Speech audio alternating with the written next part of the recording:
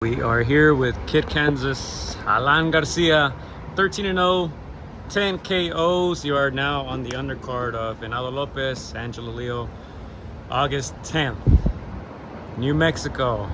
Tell us more about this fight. This is my 14th professional fight. I'm excited to be fighting in Alburquerque. I've been fighting in the 505 since I was an amateur, so it's cool to go back and be able to do it all over again, but this time as a professional. So I'm pretty excited. Now this is your fourth fight of 2024. How do you feel physically now? It's July. You'll be fighting in August. Fourth fight. In 2024. How do you feel physically? I feel great, man. I feel great. Just being able to continue learning each and every camp and just continue elevating. My last fight got to go the distance, so I always tell myself to learn off of each and every fight. So I got to learn off of the last fight a little bit more, and I'm just ready for this next one to continue putting in that work and walking away with the victory. Piggybacking off of that, what's something that you wanted to accomplish either at training camp or in this fight, something you worked on maybe? As you said, you like to learn every single fight. What's something that, without giving away too much, what's something? Yeah, well, the last fight, I showed people that I can go the distance. That I could go 8, 10 if I have to, 12 rounds when it gets there, you know what I mean? It's, I can go the distance if needed to.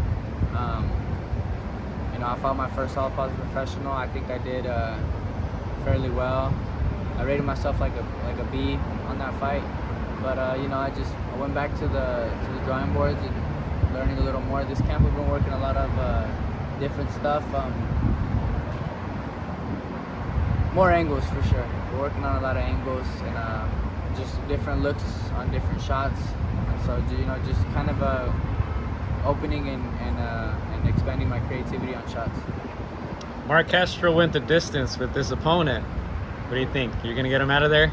Mark Castro's a great fighter, not taking nothing away from him, but I'm also a bigger fighter than he is. He fights at 130. This fight's at 135. So I think styles will make fights, and I just think my style is gonna be one to either get this guy out of there or have him quitting on the stool. Now, as you mentioned, fourth fight this year. Is this what you envisioned when you signed to Top Rank, staying busy, being on these big cards? 100%, man. Whenever I've wanted to be with Top Rank since I was a kid, since I was a youngin'. And once I was like 15 years old, that's when it really started to become like, man, this is this company I want to be with. And that's one of the reasons is because I seen how active they kept their fighters, the way they take care of their fighters, they treat their fighters well. They put their fighters on the right fights in the right stages. And so just staying active is a huge blessing, you know what I mean? I know fighters that complain all the time about they gotta fight too much, but I'm like, hey, you're blessed to be able to continue going in the ring and doing what you love if you really love it. But I'm blessed to be able to continue doing what I do and to walk out safe each and every time. And you're slowly becoming one of the ESPN favorite. We've been hearing a lot of praise for you, for Coach G. How does that make you feel? As you said, you kind of saw this, or this was one of your dreams, Top Rank, ESPN, and they see you up there, and they got nothing but praise for you and Coach. It makes me feel good because it gives me like that little feeling of that we're doing something right. You know what I mean? It's boxing is nothing without the fans, and everybody's fans. And so when I get to win over people like that, it's something great to me. And the more fans I can get, the better. Because I want to be a fan favorite fighter for sure. Now, Top Rank always stacks up their cards. Why should they tune in to Kid Kansas on August 10th? Kid Kansas is fighting in Burquerque, and it's going to be an amazing fight, man. I got a tough opponent in front of me. I'm hoping he comes with everything, raza with raza. And so it's going to be a great fight, man. I'm just excited to continue elevating and continue showing more each and every fight. All right, there you have it, Kid Kansas, August 10th. Do not miss it. 13-0, 10 KOs. Venado Lopez, Angelo Leo, undercard.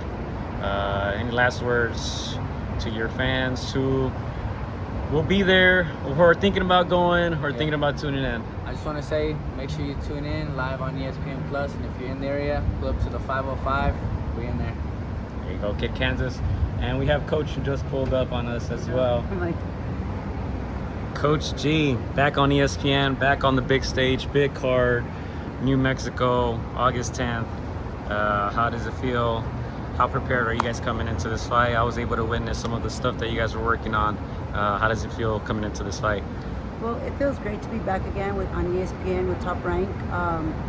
As you know, the kid has been active this year, and we plan on staying active ending the rest of this year and next year, early next year. We feel confident. We worked on a lot of stuff. As you know, a great fighter will build every day, every week, every camp, every fight. He's willing to learn. Kid Kansas is always willing to learn new stuff, you know, and implement in his fights, and you know, put on a great show for all the fans and all the people who just love boxing, and just put on a great show and make his name and put his stamp and make his mark in the game. What do you think is the biggest progress he's made since that kid that we met at 17 years old to now 13 professional fights? Well, I would say dedication. He's always had that, but I think now it's a little more deep.